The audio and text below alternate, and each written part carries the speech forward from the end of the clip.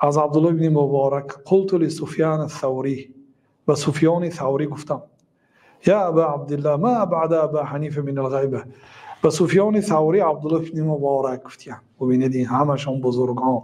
ای ابو عبدالله اینقدر امام ابو حنیفه از غیبت دور است. ابو حنیفه رو نمیبینی که ما سمعته یغتاب عدوا له قط. یگان مراتبه نشدیدم که امام ابو حنیفه یگان دشمنش رو غیبت کرده باشد.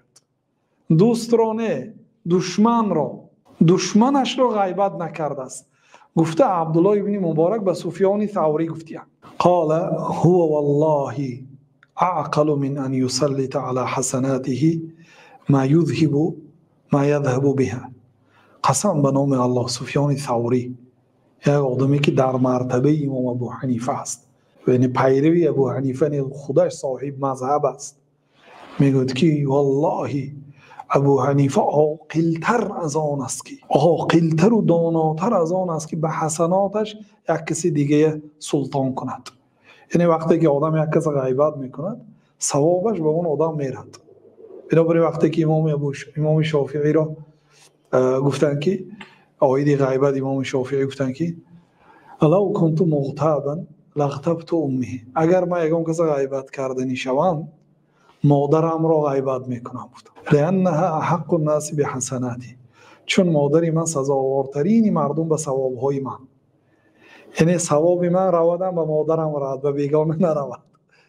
امام ابو حنیفه عاقل‌تر است که ثوابش به دشمنش دهد. دشمنی که غیبت کردید، آدمی که مسلمان است، ثوابتون به دشمنتون میرد، یا اگر ثواب نداشته باشه گناهی و به گردن شما میبیاد.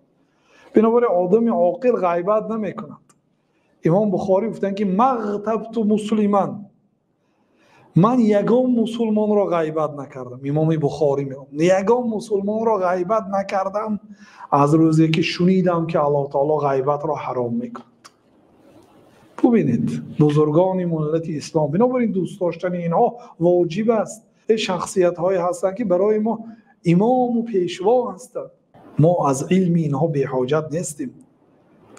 هو والله اعقل من ان يسلط على حسناته ما يذهب بها.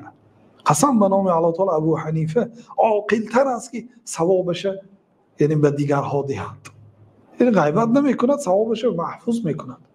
امام شافعی گفتن که اگر غیبت کردنیشم مادرم غیبت میکنم، چون که حسنات من به ثواب من سزاوارترین آدم مادرم است. یعنی معنای این بسیار چقور است.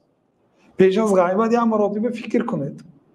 بار در یک مجلس نشستیم، یک قاری قرآن علمدار هم بود، گفت که غیبت میشد. گفت یا چی گفتنی بود، گفت که اگر گویم غیبت میشد، غیبت میشد. گفت بار دیگر، بار سوم گفت که غیبت شدم میگم. گفته بعد گفت یعنی وقتی که شما غیبت کرده نمیشید فکر کنید که همین چقدر ثوابایی که به مشقت حاصل کردید اگر همون هم داشته باشید به دیگر کس میده، اگر نداشته باشید گناهی و به گردن شما میاد. چی فایده؟